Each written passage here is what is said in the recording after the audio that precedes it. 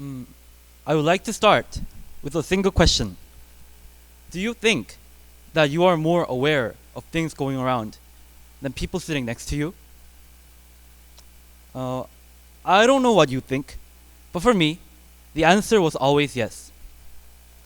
I've always thought that I was more brilliant, more aware, and more awoken to the change than other people throughout my life. And that belief, the belief of my being a more capable one, was firm until I became a freshman in this school. Oh yes, I was more I was always the smart one, the first penguin, and the pioneer. Back in middle school, when I noticed that teachers were not fully informed of policies regarding uniforms, and therefore were forcing students a policy of their own, I, as a class president, would ask the principal to fully inform the teachers of what the policy is and what it requires students to do. And also in middle school, when I noticed a group of bullies blocking the hallway, I, as a member of the student council, would host a campaign at the very spot that they usually hung out. And as a person of change, like I like to call myself, I would criticize my friends for not caring for what's going on in the school, not participating in the school's voting procedure, and for being blindfoldedly obedient. Oh yes, middle school me was the one who always led change, and I've always thought that I would always be that kind of a person, the person who always takes the lead to change, at least until March of 2018. When I first became a freshman in the school, I had two goals.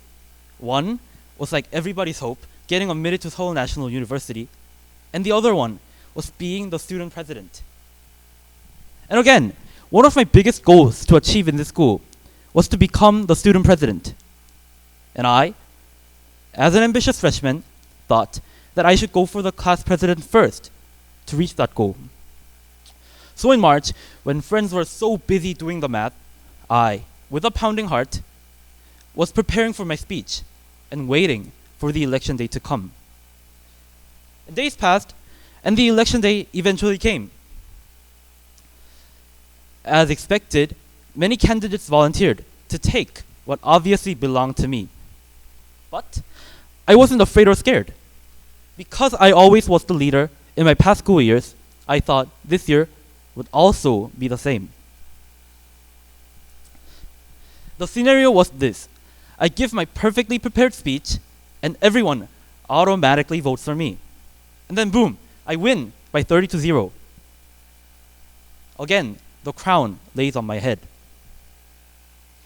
And I gave my speech and waited in confidence for others to finish theirs.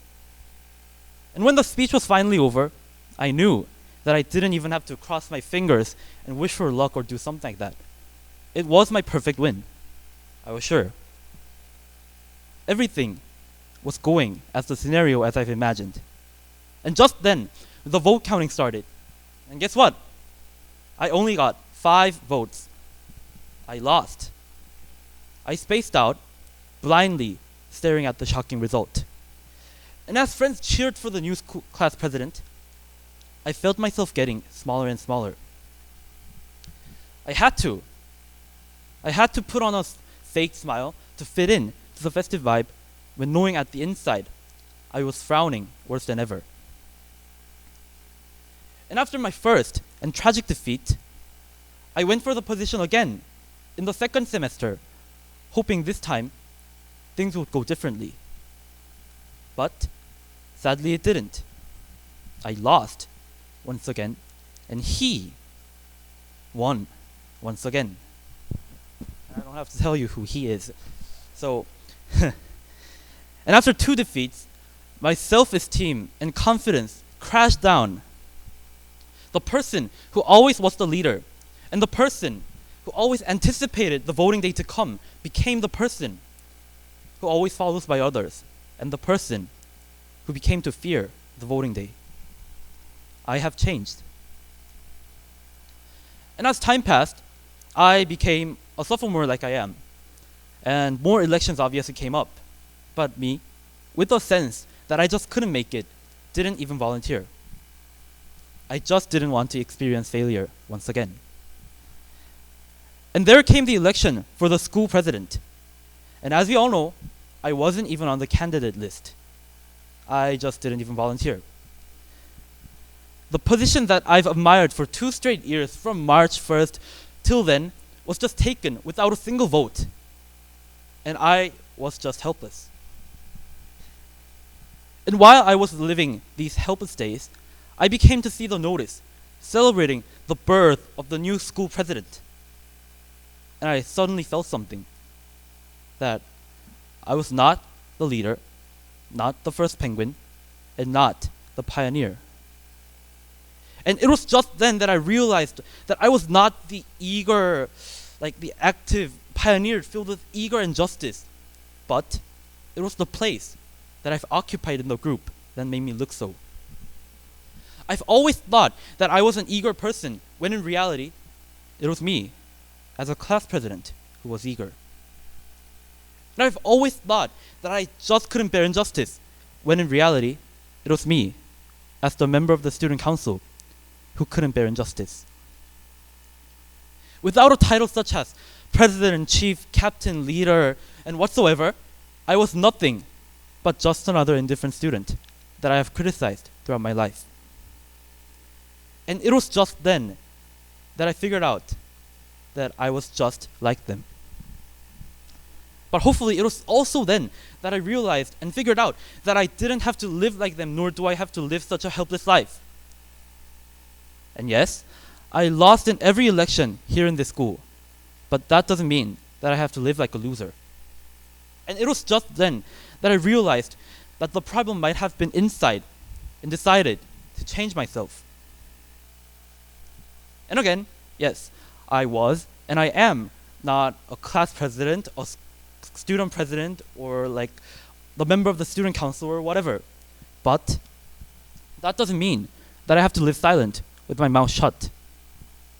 So instead, I became to use the tools available to me to change things that I believed were unjust and wrong or injustice, like something like that.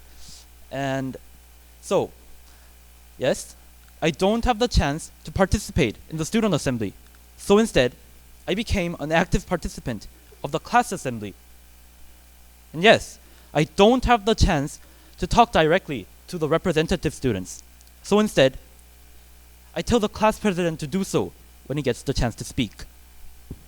And yes, I don't have the formal chance to speak directly to the principal.